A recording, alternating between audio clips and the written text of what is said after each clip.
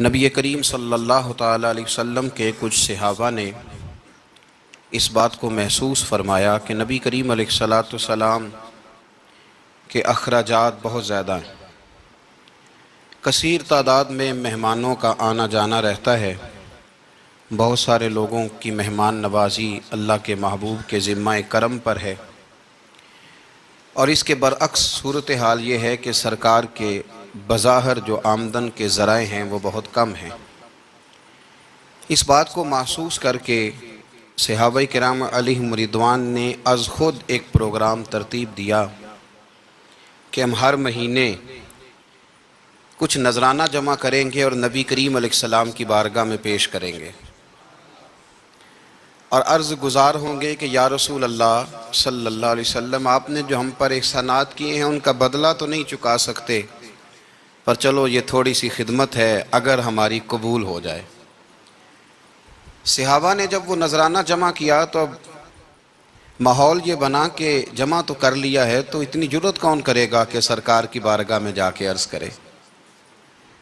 طے یہ پایا کہ حضور علیہ السلام کے چچا محترم حضرت عباس رضی اللہ تعالیٰ عنہ سے یہ گزارش کی جائے کہ وہ عرض کریں کہ یا رسول اللہ صلی اللہ علیہ وسلم، ہم سے یہ نذرانہ قبول کر لیا جائے، تاکہ آپ کے جو روزمرہ کے معاملات ہیں، جو گھر کے اخراجات ہیں،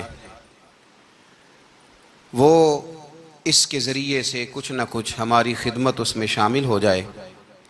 حبیب لبیب سید عالم صلی اللہ علیہ وسلم کی عالی مرتبت خدمت میں حضرت عباس نے جب وہ نذرانہ پیش کیا اور صحابہ کرام علیہم رضوان کی اس خواہش کا اظہار کیا اور بڑے درد مندانہ انداز میں عرض کیا کہ یا رسول اللہ، آپ کا وہ کاشانہ نور ہے کہ جو بھی آتا ہے وہ جھولی بھر کے ہی جاتا ہے، ہر ایک کو ملتا ہے، لیکن یا رسول اللہ ظاہراً کوئی ذرائع ہمیں نظر نہیں آتے، دل کرتا ہے کہ ہم خالصتاً آپ کی کچھ خدمت کر سکیں۔ تو حضور کچھ جواب دینے ہی والے تھے کہ اللہ تعالیٰ نے قرآن مجید نازل فرما دیا۔ کہا محبوب کل ان سے فرما دیجئے لا اسألکم علیہ اجرا، گویا طائف میں پتھر کھانے سے لے کر احد میں دانت شہید کرانے تک میں نے تمہارے لیے بڑا کچھ کیا ہے، پر میں تم سے کوئی اجر نہیں مانگتا۔ میں نے تمہارے لیے بڑا کچھ سہا ہے، پر میں تم سے کوئی سوال نہیں کرتا۔ ہاں اگر کچھ کرنا ہے نا تو الا المودۃ فی القربیٰ، میرے جو قریبی ہیں نا ان سے پیار کرتے رہنا، ان سے پیار کرنا۔ یا رسول اللہ وہ کون ہے؟ تو نبی پاک نے فرمایا علی، فاطمہ اور ان دونوں کی اولاد، ان سے پیار کرتے رہنا۔ لا اسألکم علیہ اجرا، میں تم سے کوئی اجر نہیں مانگتا، پر یہ جو میرے قریبی ہیں نا، اصلاں نال جے نیکی کریے اور نسلاں تاک نہیں پول دے، تے بے اصلاں نال نیکی کریے تے پھول کنڈیاں نال تول دے، ان سے پیار کرنا۔ میرے رسول کریم علیہ السلام نے نا اپنی اہل بیت کو ہمارے لیے نمونہ بنا کے چھوڑا ہے۔ ان کی محبت ضروریات دین کا حصہ ہے۔ ایک شخص بالغ ہونے سے لے کر انتقال تک کوئی نماز قضا نہ کرے، ہر سال زکوٰۃ دے اور ہر سال حج کرے، حقوق العباد کا ایک ذرہ بھی ضائع نہ کرے، لیکن مر جائے اہل بیت کے بغض پر، تو وہ جنت میں نہیں جائے گا، وہ جہنم میں جائے گا۔ اس کی کوئی نماز، اس کی کوئی زکوٰۃ، اس کا کوئی حج اللہ کی بارگاہ میں قبول نہیں، لیکن کمزوریاں رہ جائیں، کوشش کرتا رہے، کمزوریاں رہ جائیں، پر حسنین کریمین سے پیار کرتا جائے، ان کی ماں سے، ان کے والد سے محبت کرتا جائے۔ تو میرے محبوب نے فرمایا مم مات علی حب آل محمدن مات شہیدا، جو آل محمد کی محبت میں دنیا سے گیا وہ سادہ نہیں گیا، وہ تو شہادت کی موت مرا ہے، تو شہید ہو کے دنیا سے گیا۔ اہل بیت کا اسوہ نور ان کی محبت ضروریات میں سے ہے۔ رسول کریم علیہ السلام نے فرمایا، جامع ترمذی میں موجود ہے، فرمایا میں جا رہا ہوں پر تمہیں دو بڑی بھاری بڑی وزنی چیزیں دے کے جا رہا ہوں۔ صحیح ستہ کی روایت، دو وزنی چیزیں تمہارے بیچ چھوڑ کے جا رہا ہوں، اگر ان کو تھام کے رہو گے تو کبھی گمراہی تمہارے پاس نہیں آئے گی۔ یا رسول اللہ وہ کون کون سی؟ فرمایا ایک اللہ کی کتاب دے کے جا رہا ہوں اور دوسرا اپنا خاندان دے کے جا رہا ہوں۔ اگر اہل بیت نبوت کو تھامے رہو گے، ہمارے بزرگوں نے لکھا ہے کہ یہ جو حضور نے کتاب اللہ اور پھر اپنی اہل بیت کا تذکرہ فرمایا، تو اس کا مطلب یہ ہے کہ تھیوری دیکھنی ہوئی تو قرآن دیکھنا، اور پریکٹیکل دیکھنا ہوا تو علی اور فاطمہ کو دیکھنا، حسن اور حسین کو دیکھنا، ان کو دیکھنا۔ نبی کریم علیہ الصلوۃ والسلام کے اہل بیت منارہ نور ہیں، ان کی محبت، ان کا پیار کیوں بھلا؟ اس لیے کہ یہ وہ خوبصورت لوگ ہیں جن کو خود میرے نبی پاک نے تراشا ہے۔ ان کی سیرت میں جتنے رنگ ہیں وہ رسول کریم نے خود بھرے ہیں۔ ان کی ایک ایک بات کا خیال نبی پاک نے رکھا ہے۔ حضور نے از خود انہیں اپنی صحبت عطا کی ہے۔ زیادہ دور نہیں تھا سیدہ فاطمہ کا گھر، مسجد نبوی کے ساتھ تھا۔ اللہ کے رسول دن میں 2 دفعہ جایا کرتے تھے۔ پھر بھی کبھی کبھی فرماتے فاطمہ میرا دل کرتا ہے آج میں رات تیرے گھر میں قیام کروں۔ تو سیدہ فاطمہ الزہرا فرماتی ہیں کہ آمنہ کے لال اس طرح بھی میرے گھر میں قیام کرتے تھے کہ حضور چارپائی پہ لیٹتے تھے تو ایک کندھے پہ امام حسن کا سر ہوتا تھا اور دوسرے پہ امام حسین کا سر اقدس ہوتا تھا، اور فرماتی ہیں رات کو کبھی حسنین کریمین دودھ مانگتے تو میں اٹھتی دودھ دینے کے لیے، تو حضور فرماتے لیٹ جاؤ آج میرے ساتھ سوئے ہیں تو دودھ بھی میں ہی پلاؤں گا۔ تو محبوب اٹھتے ان کے لیے دودھ لاتے برتن سے نکال کے۔ حضور نے انہیں وقت دیا اور پھر ان کی چھوٹی چھوٹی چیزوں کا خیال رکھا۔ صحیح بخاری میں موجود ہے، تربیت پر توجہ دی۔ امام حسین تشریف لائے، ابھی عمر مبارک 7 سال کے قریب تھی۔ مسجد نبوی میں صدقے کی کھجوروں کا ڈھیر لگا ہوا تھا۔ چھوٹا بچہ جو ہوتا ہے نابالغ، اس پر شریعت کے احکامات نہیں آتے۔ صدقے کی کھجوروں کا ڈھیر تھا مسجد نبوی میں۔ یہ تربیت ہے، یہ ٹریننگ ہے جو اللہ کے محبوب نے خود انہیں عطا فرمائی۔ صدقے کی کھجوروں کا ڈھیر تھا۔ امام حسین حضور کے ساتھ آئے تو امام علی مقام نے ایک کھجور اٹھا کے منہ میں رکھ لی۔ شارحین نے لکھا ہے لگتا یہ ہے کہ کئی دنوں کی بھوک تھی، کیونکہ یہ فاقہ اہل بیت کا بڑا محبوب ہے۔ مجبور نہیں تھے، وہ تو خزانوں کے مالک تھے، پر غریبوں سے محبت کی وجہ سے فاقے کیا کرتے تھے۔ یہ ان کی پسند ہے فاقہ کرنا۔ تو ایک کھجور امام علی مقام نے رکھ لی تو اللہ کے رسول نے گلے میں انگلی ڈال کے نکال دی اور فرمایا حسین یہ صدقہ ہے، یہ میری اہل بیت کے لیے درست نہیں ہے۔ حضور نے خود تربیت کی، اور پھر سیدہ فاطمہ الزہرا نے اپنے بچوں کو تراشا، ان پر محنت کی۔ میں اکثر گزارش کرتا ہوں دوستوں سے، میں کہتا ہوں کربلا کا واقعہ کوئی حادثاتی نہیں ہے، اس کے پیچھے پوری ایک لاجک ہے، اس کے پیچھے پورا ایک فلسفہ ہے۔ ایسے ہی کوئی آدمی 3 دن بھوکا پیاسا رہ سکتا ہے؟ کسی آدمی کو صبح اس نے کھانا کھایا اور شام تک کھانا نہ ملے تو ٹانگیں کانپتی ہیں۔ رمضان المبارک میں عبادت کی نیت سے روزہ رکھنے والے بھی شام کو بڑے پریشان ہو جاتے، اور مسلسل 3 دن کھانا نہ کھایا جائے اور پانی نہ پیا جائے، اور حال یہ ہے کہ وہی آدمی تلوار لے کے میدان میں نکلے اور اس کی حالت یہ ہو کہ لوگ اس کے آگے دوڑنا شروع کر دیں، ہزاروں کی فوجیں تاب نہ لا سکیں۔ علی کا گھر بھی وہ گھر ہے کہ جس گھر کا ہر ایک بچہ جسے دیکھو وہی شیر خدا معلوم ہوتا ہے۔ یہ کوئی آسان ہے؟ اس کے پیچھے پوری ایک اس کے پیچھے فلسفہ ہے۔ امام راضی کی تفسیر کبیر دیکھیے گا، امام راضی کہتے ہیں کہ سیدہ فاطمہ الزہرا رضی اللہ تعالی عنہ کے دونوں شہزادے حسنین کریمین بیمار ہو گئے تو سیدہ نے منت مانگی کہ بچوں کو شفا ہوگی تو 3 روزے رکھوں گی۔ شفا ہو گئی، روزے بھی رکھ لیے۔ اور جب مولا علی شیر خدا روزہ رکھنے کے لیے بیدار ہوئے، سیدہ فاطمہ الزہرا بیدار ہوئی تو امام حسن اور حسین بھی اٹھ گئے، 7-8 سال کی عمر۔ اماں جی ہم نے بھی رکھنا ہے۔ صبح کھجور اور دودھ سے روزہ رکھ لیا گیا۔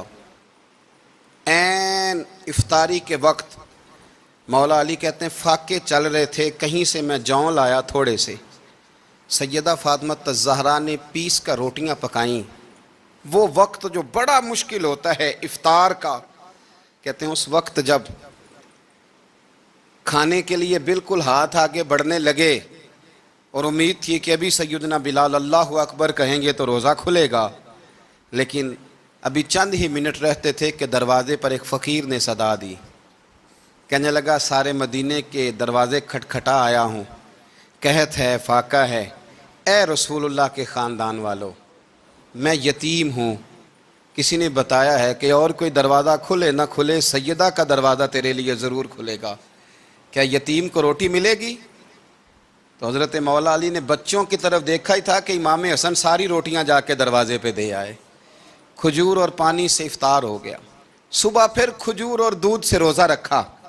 امام راضی کہتے ہیں عین وہ وقت جب افطار کا ٹائم آیا تو پھر دروازے پہ کسی نے صدا دی، کہا رسول اللہ کے خاندان والوں میں مسکین ہوں، رات سے روٹی کھائی ہے، نہ صبح کھا سکا نہ دوپہر، کسی نے بتایا ہے کہ اس دروازے سے خالی کوئی نہیں جاتا۔ امام حسن نے پھر سارا لنگر اٹھایا اور پھر جا کے دے دیا۔ تیسرا دن پھر ہوا۔ مجھے لگتا ہے کہ جب افطار کا ٹائم آیا ہوگا نا تو یہ خود ہی سارے دروازے پہ دیکھتے ہوں گے، یہ کوئی آیا نہیں لینے والا ابھی تک۔ لگتا ہے کہ نظریں دروازے پہ تھیں۔ عین افطار کے وقت 3 روٹیاں جب جاؤں کی پک کے آئی تو ایک بھکاری نے صدا دی، کہنے لگا میں قیدی ہوں، آج ہی قید سے رہائی ملی ہے، پہلے دن کسی کے دروازے پہ صدا ملی ہے، دی ہے روٹی ملے گی۔ امام حسن وہ کھانا دے کے واپس لوٹے، کھجور اور پانی سے افطار ہوا، اور جیسے ہی مسجد نبوی میں تینوں باپ بیٹا نماز پڑھنے گئے تو مولا علی کہتے مجھے بتانا نہیں پڑا، رسول کریم نے میری طرف دیکھ کے فرمایا علی تیرا، فاطمہ کا، حسن اور حسین کا 3 دن والا عمل خدا کو بھی بڑا پسند آیا ہے اور محمد مصطفیٰ کو بھی بڑا پسند آیا ہے، وہ بڑا پسندیدہ عمل۔ میں کہتا ہوں کہ حضرت فاطمہ نے نا ان کی تربیت پہلے ہی کر دی تھی، 3 دن بغیر افطار کے روزہ رکھنے کی، وہ ٹریننگ گھر سے ہو چکی تھی۔ اب میدان کربلا میں 3 دن بھوکا پیاسا رہنا ان کے لیے مشکل نہیں تھا، وہ تو ان بچوں کے لیے مشکل ہوتا ہے جو کھانا دیر سے پکنے سے برتن توڑنے شروع کر دیتے ہیں۔ وہ بچے بلیک میل ہوتے ہیں جن کو ایک وقت ان کے پسند کا کھانا نہ ملے تو وہ گھر میں جو ہے وہ ادھم شروع کر دیتے ہیں، جن کی ماں نے عادت ڈالی ہو کہ بیٹا 3 دن بھوکے پیاسا رہنا ہوا تو رہ لینا، لیکن کسی بھی باطل کے ساتھ کمپرومائز نہ کرنا، ان کے لیے اتنا مشکل نہیں تھا۔ تو ان کی تربیت ہوئی، ان کی ٹریننگ ہوئی، پھر اللہ نے ان کی سیرت میں رنگ بھرے، ان کے کردار میں حسن آیا، وقار آیا۔ حضرت امیر معاویہ رضی اللہ تعالیٰ عنہ نے ایک شخص کو بھیجا مدینہ منورہ شام سے، تو اس نے کہا میں نے امام حسین سے ملنا ہے، تعارف کیا ہے؟ جناب امیر معاویہ فرمانے لگے مسجد نبوی میں جانا جس کے گرد لوگ سب سے زیادہ ادب سے بیٹھے ہوں اور جس کی باتیں سب سے زیادہ میٹھی ہوں اور جس کی نظریں سب سے زیادہ جھکی ہوں اور جس کے چہرے پر تمہیں سب سے زیادہ وقار نظر آئے وہی علی کے بیٹے حسین ہوں گے۔ جو سب سے زیادہ تمہیں وہاں ماحول کے اندر جو شخص نظر آئے، پوچھنے کی ضرورت نہیں پڑے گی۔ وہ شخص کہتا میں مدینے آیا تو میں نے واقعی ایک شخص کو دیکھا، شہد کے گرد مکھیوں کا اتنا ہجوم نہیں ہوتا جتنا امام حسین کے گرد رسول اللہ کے غلاموں کا ہجوم تھا، لیکن نظریں جھکی ہوئی، باتیں میٹھی، لہجہ گداز لفظوں میں رانائی، اور لوگ کئی باتیں پوچھتے تو علی کے صاحبزادے ایک آدھ جملہ بولتے تو لگتا یہ کہ وہ جملہ سیدھا دل میں اترتا چلا جاتا ہے۔ امام علی مقام کے کردار میں نا کچھ باتیں بڑی زیادہ تھیں، بہت زیادہ تھیں، بڑا حسن تھا۔ ایک بات تو یہ تھی امام حسین رضی اللہ تعالیٰ عنہ کا علم و فضل بڑا کمال کا تھا۔ ایک دفعہ صحابہ میں مسئلہ بن گیا کہ بچہ پیدا ہوتا ہے تو اس کا وظیفہ کیسے لگانا ہے۔ امام حسین کا علم و فضل بتا رہا ہوں، علم و فضل، تو بات بڑی پیچیدہ ہو گئی۔ حضرت عبداللہ ابن زبیر کے پاس لوگ آئے، کہنے لگے کہ آپ بڑے صاحب علم و فضل ہیں، آپ نے حضور علیہ الصلوۃ والسلام کے ساتھ وقت گزارا ہے، تو مسئلے کو حل کریں کہ بچہ پیدا ہونے کے بعد حکومت اگر وظیفہ لگائے گی تو کب لگائے گی۔ جب بحث طول پکڑ گئی، مسئلہ حل نہیں ہوتا تھا، تو حضرت عبداللہ ابن زبیر کہنے لگے ہم سے نہیں حل ہوگا، ایک بندہ ہے جس کے سینے میں رسول اللہ صلی اللہ تعالیٰ علیہ وسلم کے نور نبوت کا فیضان ہے، وہ یہ مسئلہ حل کریں گے۔ تو کہا وہ کون سے؟ آپ فرمانے لگے جب ہم سے مسائل حل نہیں ہوتے تو ہم ان کے علم سے فائدہ اٹھاتے ہیں۔ کہا کون ہے؟ کہا جناب امام حسین۔ تو لوگ حضرت امام حسین کے پاس گئے، کہ حضرت یہ ایک مسئلہ الجھ گیا ہے کہ بچہ پیدا ہو تو وظیفہ کب لگانا ہے؟ فرمایا الجھنے والی بات ہی کوئی نہیں، پیدا ہونے کے بعد جب وہ پہلی دفعہ آواز نکالے تو اس کا وظیفہ لگا دو۔ اس کا مطلب یہ ہے کہ وہ دنیا میں آ گیا ہے، اس نے اپنے آنے کا اظہار کر دیا ہے، اعلان کر دیا ہے، اب اس کا وظیفہ لگا دو۔ تو اس پر پھر صحابہ کا اتفاق ہو گیا۔ امام حسین کے علم سے، فضل سے لوگ فیض اٹھاتے تھے۔ پھر اس کے ساتھ ساتھ امام حسین کا ذوق عبادت بڑا شاندار تھا، بڑا زبردست ذوق۔ علامہ جوزی نے لکھا ہے وکان الحسین رضی اللہ تعالی عنہ فاضلا کثیر الصوم والصلاۃ والحج والصدقۃ وافعال الخیر جمیعا۔ آپ فرماتے ہیں کہ امام حسین زیادہ نمازیں پڑھنے والے تھے، کثرت سے سجدے کرنے والے، کثرت سے روزے رکھنے والے، زیادہ حج کرنے والے، اور امام حسین صدقہ دینے والے اور نیکی کے کاموں میں شدت کرنے والے تھے۔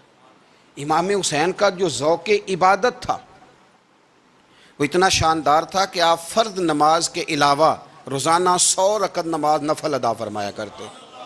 اور امام حسین فرماتے زندگی میں کبھی ایسا نہیں ہوا کہ 3 دن گزر گئے ہیں اور حسین کا قرآن پاک ختم نہ ہوا ہو۔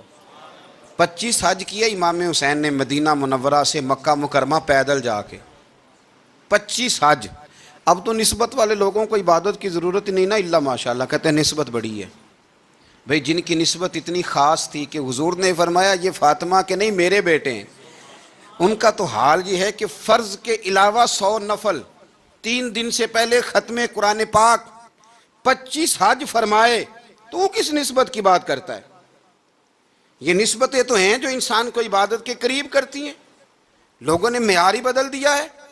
حضرت سیدنا امام حسین کی شہادت کے بعد حضرت عبداللہ ابن زبیر رضی اللہ تعالیٰ عنہ نے قاتلان حسین سے خطاب کیا اور فرمانے لگے اللہ کی قسم تم نے اس شخص کو شہید کیا ہے جو راتوں کو لمبے لمبے قیام کرتا تھا، اور تم نے اس شخص کو شہید کیا ہے جس سے میں دن میں جب بھی ملتا تھا تو وہ روزے سے ہوتا تھا۔ تم نے اس شخص کو شہید کیا جو قائم اللیل تھا، صائم الدہر تھا، اس شخص کو تم نے شہید کیا۔ آپ کو پتہ ہے کہ میدان کربلا میں جب 9 محرم کو ابن سعد نے امام حسین سے کہا کہ جنگ کرو اگر یزید کی بیعت نہیں کرنی، تو امام حسین نے فرمایا 1 رات کی مہلت دے دو، 1 رات کی مہلت دے دو۔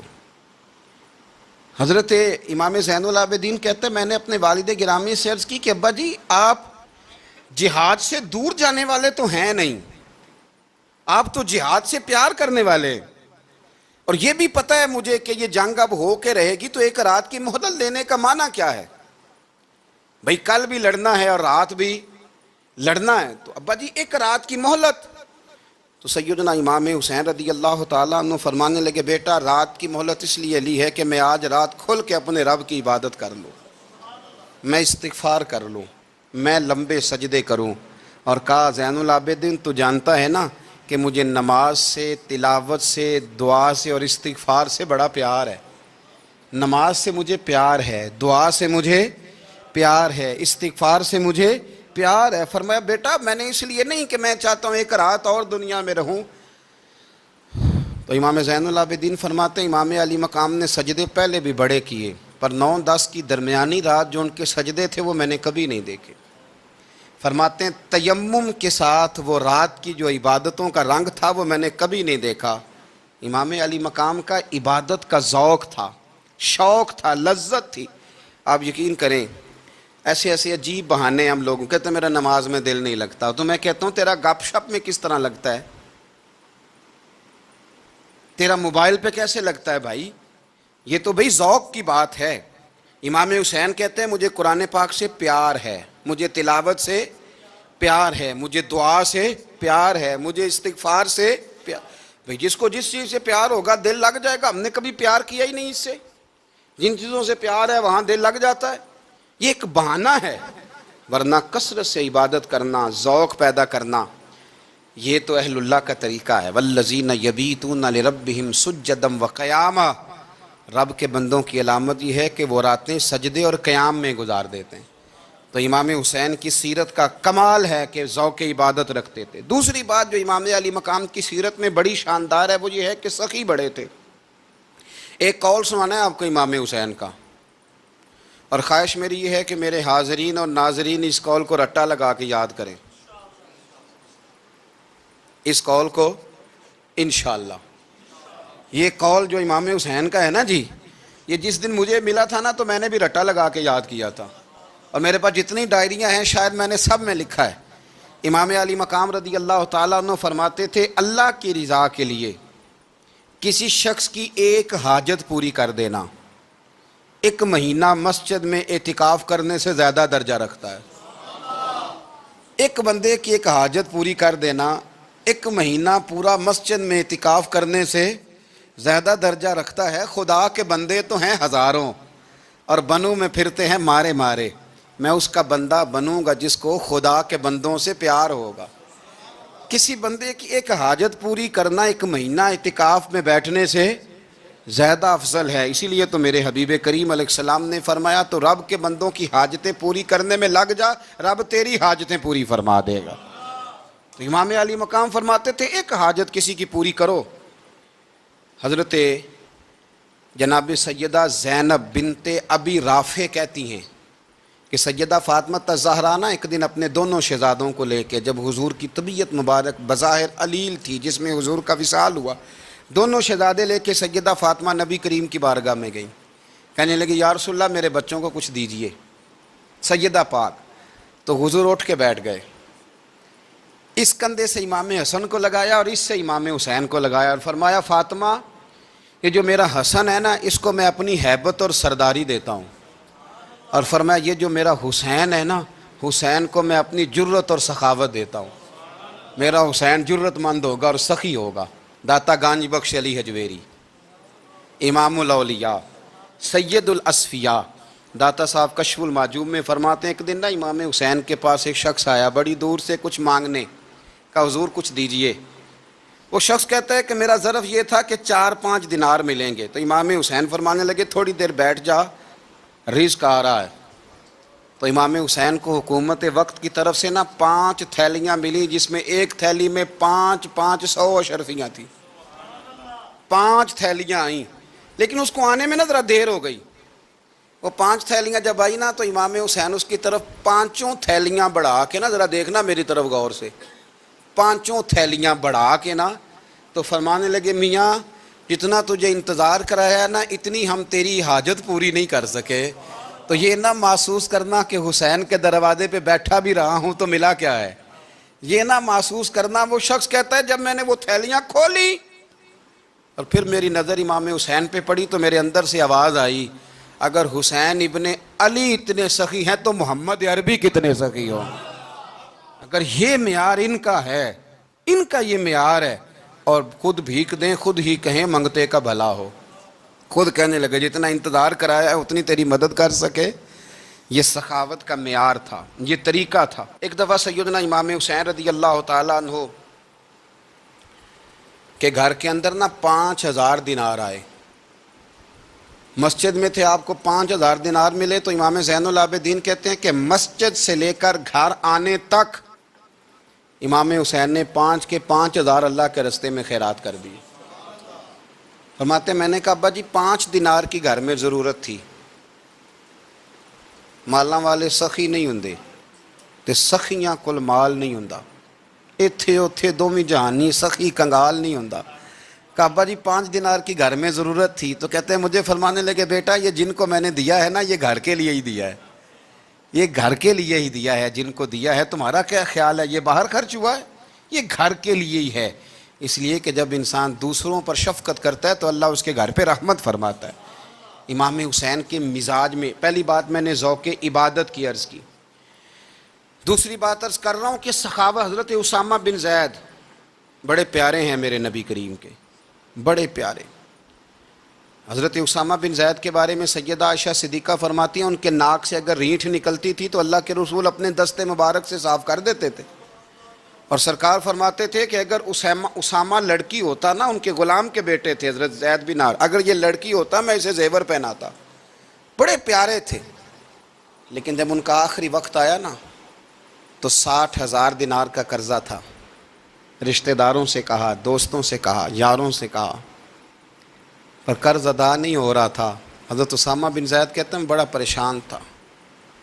جب حد ہو گئی نا تو حضرت اسامہ بن زید فرمانے لگے جاؤ کوئی حسین ابن علی کو خبر کرو، ان سے کہو میں نا غلام ہوں آپ کے نانا کا، اور مقروض دنیا سے چلا گیا تو کیا بنے گا۔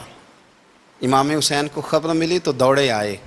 لاجپال اس پیر کو نہیں کہتے جو تگڑا نذرانہ لے کے تو ماتھا چوم لے، لاجپال تو اس کو کہتے ہیں کہ جب ضرورت پڑے تو وہ سر پہ موجود ہو۔ حضرت سیدنا امام حسین تشریف لائے تو جناب اسامہ بن زید رو پڑے، کہنے لگے حضور میں نے نا غلامی کی ہے آپ کے نانا کی، اور اس غلامی پہ ناز ہے، اب 60,000 دینار کا قرضہ لے کے دنیا سے جاؤں گا تو میری قبر پہ بوجھ رہے گا۔ امام حسین خادم کو بھی کہہ سکتے تھے جاؤ گھر پیسے پڑے ہیں لے آؤ، امام حسین خود گئے، چادر اوڑھ کے تو اس کی اوٹ میں بکل میں 60,000 دینار چھپا کے لائے، اور جناب اسامہ بن زید کے سامنے رکھ کے کہنے لگے اسامہ یار پیسے رات کو ہی آئے تھے، میں سوچ رہا تھا مجھے تو ضرورت نہیں، اللہ نے کس کا نصیب میرے گھر میں بھیج دیا ہے، مجھے تو حاجت ہی نہیں تھی، اب پتہ چلا پیسے تیرے تھے، اللہ نے حسین کی ڈیوٹی لگائی ہے کہ جا کے دے آ۔ حضرت اسامہ بن زید رو پڑے، فرمانے لگے اللہ آپ کو بہترین صلہ عطا فرمائے، یہ معیار تھا۔ اور پھر تیسری بات یہ کہ دل کے بڑے صاف تھے، دل بدستاور کے حج اکبر است، از ہزاراں کعبہ یک دل بہتر است۔ شیخ سعدی کہتے ہیں کہ درویش کہتے ہیں کہ کسی کا دل رکھ لینا نا، دل راضی کر دینا، کعبے کا 1000 بار حج کرنے سے بہتر ہے۔ دل بدستاور کے حج اکبر است، کسی کا دل راضی کرنا حج اکبر ہے۔ امام بڑا ہی پیار کرتے تھے، گھوڑے پہ جا رہے تھے، کچھ فقیر غریب لوگ بیٹھ کے روٹی کھا رہے تھے، کھا کہاں رہے تھے؟ سڑک کے کنارے۔ تو امام زین العابدین فرماتے ہیں کہ جب امام حسین گزرے تو انہوں نے آواز دی حضور دل کرتا ہے ہمارے ساتھ بیٹھ کے روٹی کھائیں۔ کائنات کے مالک و مختار کے نواسے اور دنیا کے سب سے بڑے شہزادے گھوڑے سے اترے اور غریبوں کے ساتھ سڑک پہ بیٹھ گئے، روٹی کھانے لگے اور دیر تک کھاتے رہے، اور جب فارغ ہو گئے تو فرمانے لگے کھانے کی ضرورت بھی نہیں تھی، حاجت بھی نہیں تھی، پر تم نے آواز دی تو دل رکھنے کو بیٹھ گیا تھا، اگر اجازت دے تو چلا جاؤں۔ یہ مزاج تھا، یہ طبیعت تھی۔ آپ کے ایک بھائی ہیں چھوٹے، حضرت محمد بن حنفیہ نام ہے، حضرت مولا علی شیر خدا رضی اللہ تعالیٰ عنہ کی دوسری بیوی سے۔ ایک دن حضرت امام حسین ان کے گھر میں بیٹھے تھے تو کسی بات میں نا اختلاف رائے ہو گیا، تو امام علی مقام ناراض ہو گئے، فرمایا آج کے بعد تیرے گھر نہیں آؤں گا، رومال اٹھایا چلے گئے۔ لوگوں نے حضرت محمد بن حنفیہ رضی اللہ تعالیٰ عنہ سے کہا حسین تو ناراض ہو گئے، کبھی نہیں آئیں گے۔ آپ فرمانے لگے بھائی تمہارا ہے کہ میرا؟ جی بھائی تو آپ کے ہیں۔ فرمایا اگر کہو تو چند منٹوں میں حسین واپس آئے؟ جناب ناراضگی ہو گئی ہے۔ فرمایا ناراضگی ہوئی ہے پر میں اس کے دل کی نرمی کو تو جانتا ہوں نا، اس کے مزاج کے اندر جو محبت ہے اس سے تو ابھی آئے۔ کہ جناب وہ کیسے؟ فرمانے لگے دیکھنا ذرا۔ تو امام حسین نے خط لکھا، حضرت محمد بن حنفیہ نے رکا لکھا، کہنے لگے حسین میرے باپ کا نام بھی علی ہے اور آپ کے باپ کا نام بھی علی ہے، پر ایک فضیلت ایسی ہے جس میں آپ کا مقابلہ نہیں کر سکتا، وہ یہ ہے کہ آپ سیدہ فاطمہ الزہرا کے لال ہیں، اب محمد مصطفیٰ علیہ السلام کے نواسے ہیں۔ کہنے لگے بھائی جان آپ نے نانا جان کی وہ حدیث تو سنی ہوگی کہ دو لوگ ناراض ہو جائیں تو جو صلح پہلے کرے جنت میں پہلے جائے گا۔ فرمانے لگے دل میرا کر رہا تھا کہ پہلے صلح کر لوں، لیکن پھر بڑے بھائی کو پشت کروں گا جنت میں جاتے ہوئے، یہ بھی تو بے ادبی ہے نا۔ اب خط میں نے لکھ دیا ہے، آپ کا جو ارادہ ہو۔ امام حسین نے خط پڑھا تو آنکھوں میں آنسو آ گئے، پھر سے رومال اٹھایا، بچے پوچھنے لگے کہاں جا رہے ہیں؟ کہا بھائی کے گھر جا رہا ہوں۔ کہا آپ تو ناراض تھے؟ فرمایا تھا ناراض پر ہے تو میرا بھائی نا، ہو گئی بات ختم۔ بڑی دل میں نرمی، طبیعت میں سوز، لہجے میں گداز، لیکن اس کے ساتھ ساتھ امام حسین رضی اللہ تعالیٰ عنہ کا جذبہ جہاد، امام حسین کی استقامت۔ آج لوگ ادھر ہوتے ہیں جس طرف ہوا کا رخ ہوتا ہے، آج لوگوں کی سوچوں کا زاویہ یہ ہے کہ جدھر رش زیادہ ہوگا ہم بھی ادھر جائیں گے، ہم یہ نہیں دیکھتے حق کس طرف ہے، ہم یہ دیکھتے ہیں رش کس طرف ہے۔ امام حسین رضی اللہ تعالیٰ عنہ نے رش نہیں دیکھا، حق دیکھا۔ امام حسین رضی اللہ تعالیٰ عنہ استقامت کے وہ پہاڑ ہیں، معمولی آدمی نہیں تھے۔ فرزق شاعر کہتا ہے کہ میں نے امام حسین سے کہا تھا، میں نے کہا لوگوں کی تلواریں یزید کے ساتھ ہیں پر دل آپ کے ساتھ ہیں، دل آپ کے ساتھ ہیں۔ امام حسین رضی اللہ تعالیٰ عنہ نے زمانے کے حالات نہیں دیکھے، حق اور سچ دیکھا۔ جتنی چیزیں انسان کو کمزور کر سکتی ہیں وہ ساری امام حسین پہ طاری کی گئیں، جتنی چیزیں۔ وطن چھوڑنا کتنا کو مشکل ہوتا ہے، شالا پردیسی کوئی بھی نہ تھی وے تے ککھ جنہ تو پارے۔ حضرت سلطان باؤ فرماتے ہیں بچو، پردیسی ہونا کوئی آسان ہے؟ جس آدمی کا کسی چھوٹے سے گاؤں میں بھی مکان ہو، چھوڑنا پڑ جائے تو روٹا ہے۔ تو مجھے بتاؤ جس نے اپنا سارا بچپن مدینے میں گزارا ہو، آج جو ایک ہفتہ مدینے رہ کے آتے ہیں ان سے واپس نکلنا مشکل ہوتا ہے۔ لیکن امام حسین حق کا رستہ تھا، وطن کی قربانی دی، اور معمولی وطن نہیں، مدینے جیسا وطن۔ اور جب کھڑے تھے نا امام حسین رضی اللہ تعالیٰ عنہ رجب میں نکل رہے تھے مدینے سے، تو کوئی شاعر کہتا ہے دور کھڑے ہو کے انہوں نے گویا کہا تھا، آقا تیرے کرم کے خزینے کی خیر ہو، میں جا رہا ہوں تیرے مدینے کی خیر ہو۔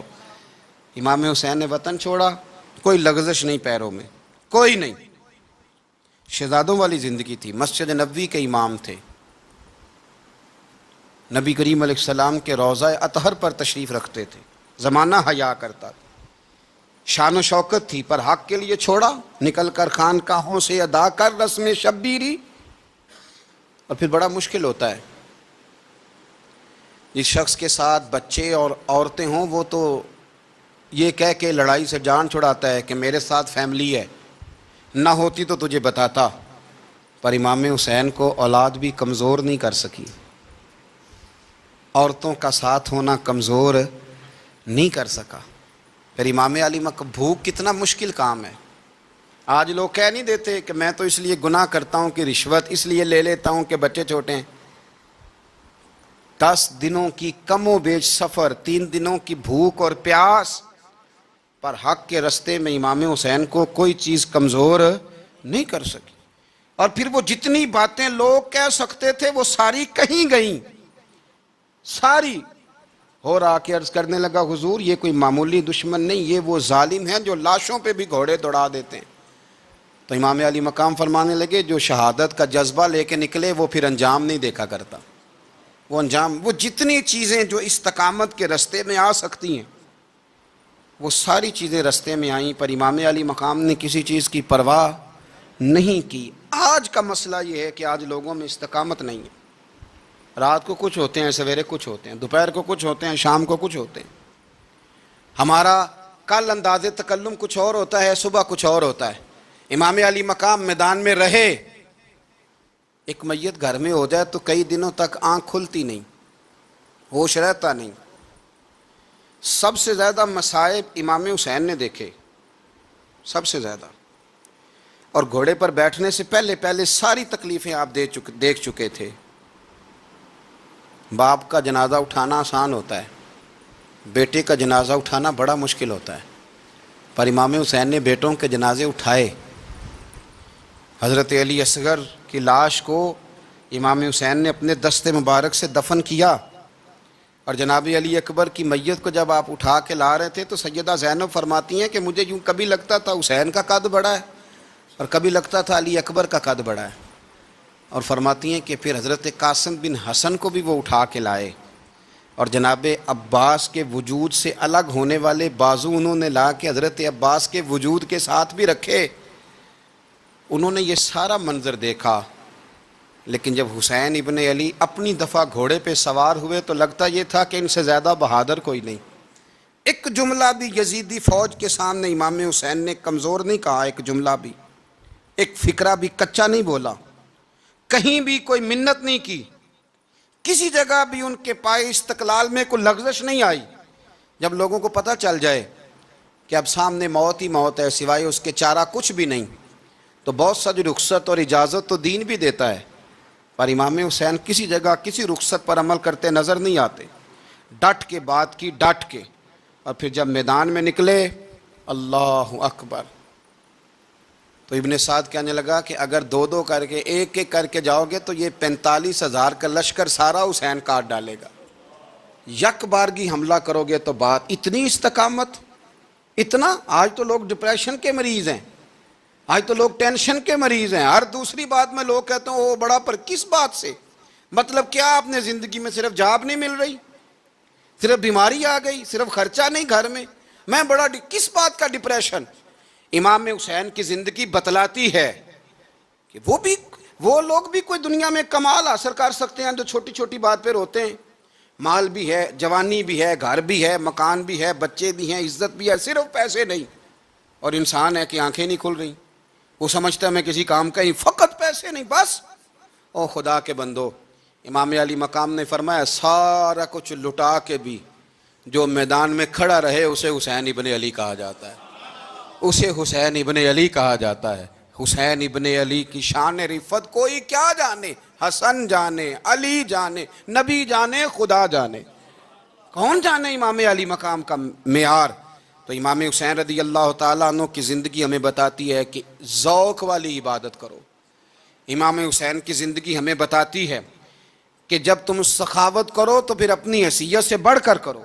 اور امام حسین کی زندگی ہمیں بتاتی ہے کہ دل میں کسی کے لیے کوئی بات نہ رکھو، صلح کرنے میں پہل کرو، محبتیں کرنے میں آگے بڑھو. اور امام حسین کی زندگی ہمیں بتلاتی ہے کہ جب دنیا میں تم نے کچھ کرنا ہے تو پھر ڈٹنا بھی سیکھو، پھر کھڑے ہونا بھی سیکھو. یہ نہ دیکھو کہ حالات، امام حسین نے ایک دن بھی حکومت نہیں کی، یزید نے 4.5 سال کی، لیکن قیامت تک دلوں پہ حکومت امام حسین کی رہے گی، امام حسین کی رہے گی، اس لیے کہ ان میں استقامت تھی. امام حسین کے ساتھ اس وقت 72 لوگ تھے، لیکن آج کائنات کا ذرہ ذرہ امام حسین کے ساتھ ہے. اس کا مطلب ہے وقت لگتا ہے، نظریہ غالب آ ہی جایا کرتا ہے. تو استقامت والی زندگی گزاریں.